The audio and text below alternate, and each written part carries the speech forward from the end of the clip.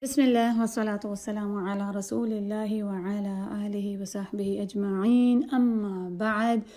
We are learning about the preparations of Ramadan in the month of Sha'ban, and in our last lesson we covered about the things that we have to do in Sha'ban, that is of fasting and recitation of Quran. Now the third thing that we are going to learn today with other stuff is that of Tazkiyah Nafs, cleansing of heart. This is another most important thing to do before Ramadan, because if we do not clean our heart, then Quran won't affect us. We have to clean our heart from all the filth so that Quran can stay with us, and at the end of Ramadan we are a different person. For that we have to clean our hearts. Abdullah bin Mas'ud was asked, how were you used to receive Ramadan? And he said, we would not dare to receive the hilal of Ramadan having a single atom's worth of hate towards our fellow Muslim brother. Yani they would clean their heart from any kinds of hatred, enmity, jealousy, grudges, which is shahna, kibr, arrogance, ego, ghil, any kind of ill feelings, grudges, complaints, and especially shirk, polytheism. So if you have any kinds or any traces of shirk, remove it from your hearts. Clean your heart from filth. We have to become a person who hates worldliness and loves akhirah. Hibbul akhirah. Such person is a person of qalbi salim, the one who has a sound heart. If we want to make this Ramadan our best Ramadan, we must make an effort to have a qalbun salim. Abdullah bin Amr radiyallahu anhu asked Rasulullah sallallahu alayhi wasallam, Ya Rasulullah, who among men is the best? Ayyun nasi afdal? قال رسول الله صلى الله عليه وسلم كل مخموم القلب وصدوق اللسان. Everyone who has a pure heart and truthful tongue. Companion asked, Ya Rasulullah, we know about صدوق اللسان and the truthfulness of tongue, but what is مخموم القلب? قال هو التقي النقي لا إثم فيه ولا بغي ولا غل ولا حسد. The heart that is pure and pious, upon which there is no sin nor any transgression, deceit, malice or envy in it. So before entering Ramadan, our heart should be like this. We should clean our soul from anything bad. There are two things in Tazkiyah, Takhliya and Tahliya or Tajliya. These are all the terms used for the purification of soul. Takhliya, Tasfiya, Tahliya, Tajliya.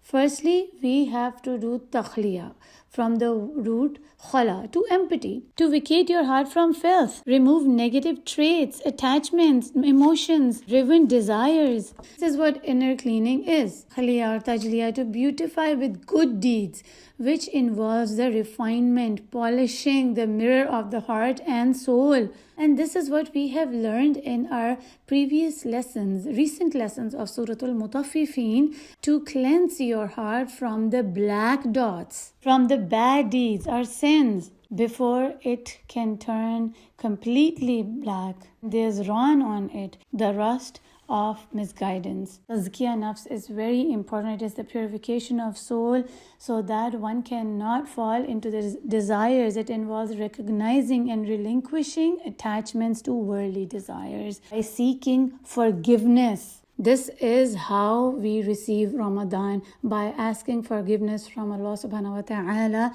and especially before Fajr. So we have to make it our habit to ask for forgiveness all the time, and especially before the time of Fajr is a time of suhoor in Ramadan. We should do our recitation, our du'as before, and at this time we should ask Allah for forgiveness, as it is time of seeking forgiveness.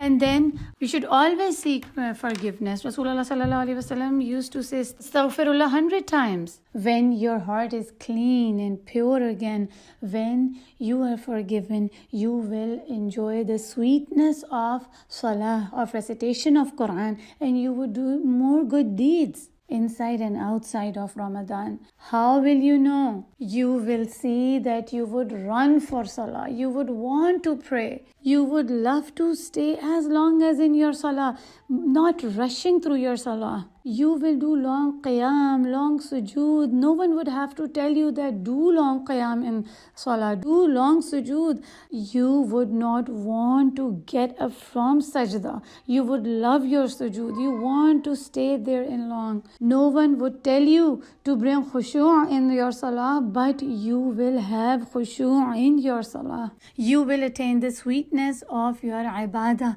You will find happiness in good works. This is an indication that your soul is purified. You would want to do good works. You would rush towards goodness. You will not feel any burden doing these works, especially the works that you have been doing for years. Do you find yourself restless or not wanting to do those good works that you have been doing it for years? Then there is a problem. Check yourself and give these good works a new vigor, a new energy in this month of Sha'ban. But never leave any kind of good works that you have started and be consistent on them. Then preparing for Ramadan and working towards betterment of your own self. You should control your soul, controlling on your nafs, yani controlling from bad, evil actions, controlling your anger, not getting mad on every little thing, and becoming impatient, controlling your speech, controlling your tongue,